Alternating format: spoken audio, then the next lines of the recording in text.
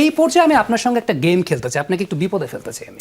একটা গেম খেলতে চাই, আপনি অ্যাজ আ জাজ আপনি মার্কিং করবেন, বা অ্যাজ আ ফলোয়ার আপনি মার্কিং করবেন। আমি মেসি এবং রোনাল্ডো এই দুজনকে নিয়ে সবচেয়ে বেশি আলোচনাটা হয়। ডেফিনেটলি দুজন দুজনের সেক্টরে সেরা, দুজন দুজনের মতো করে ফুটবলটা খেলেন। বাট আমি কয়েকটা ক্যাটাগরি যদি দেই, passing, shooting, dribbling, heading, finishing, আপনি একটু আউট অফ 10 মার্কিং করবেন। এই বিপদে আমি একটু আপনাকে ফেলতে চাই। মেসি নাকি রোনালদো? আমি যদি আপনাকে পাসিংয়ের ব্যাপারে জিজ্ঞেস করি, আউট অফ 10 মেসিকে কত দেবেন, রোনালদোকে কত দেবেন?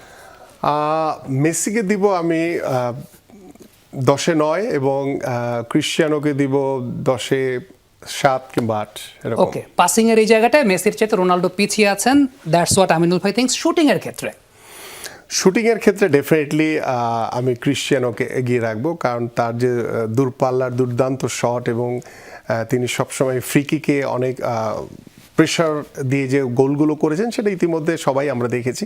বাট এইখানে মেসি আসলে ডিফারেন্ট।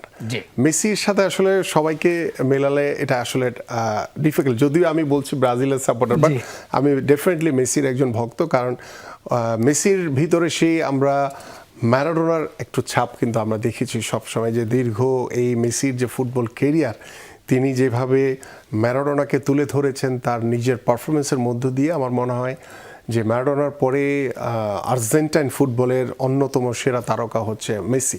তো সেইখানে আমার কাছে মনে হয় এই শুটিংয়ে দূরপাল্লার শটে আমি ডেফিনেটলি ক্রিশ্চিয়ানোকে 10-এ 9 দিব এবং এখানে মেসিকে 8 দিব। ওকে, এই জায়গাটা রোনালদো এগিয়ে আছেন। ড্রিবলিং এর ক্ষেত্রে রোনালদো নাকি মেসি, কাকে আপনি প্যারামিটারে ডেফিনেটলি মেসির কোনো তুলনা নেই এখানে, কারণ ছোটোখাটো হলেও বাট তার যে বল ধরে রাখার যে ক্যাপাসিটি, তার বল ধরে রাখার যে ড্রিবলিং করে সে যেভাবে সামনে থাকা 4-5 জনকে যেভাবে ছোট্ট জায়গার ভিতরে ঘুরিয়ে ফেলতে পারে, এটি আসলে মেসি অসাধারণ। বাট এখানে ক্রিশ্চিয়ানো হয়তো বা থ্রু বলে সে খুব সুপার ফাস্ট, সেই জায়গা হয়তো বা ফাস্টের দিক দিয়ে সে এগিয়ে যায়। বাট এখানে আমি মনে করি যে আমি মেসিকে 10-এ 10 দিব এবং ক্রিশ্চিয়ানোকে 10-এ 8।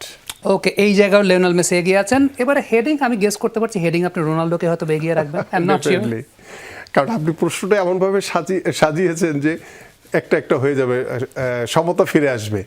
সো এখানে ডেফিনেটলি আপনি যেটা বলেছেন যে নিতান্তই সত্য, যে ক্রিশ্চিয়ানোর যে হেডিং ক্যাপাসিটি বা তার যে জাম্প আমরা দেখেছি, অসাধারণ তার জাম্প করার সেই গোল, অনেক দৃশ্য আমাদের এখনো চোখে ভাসে।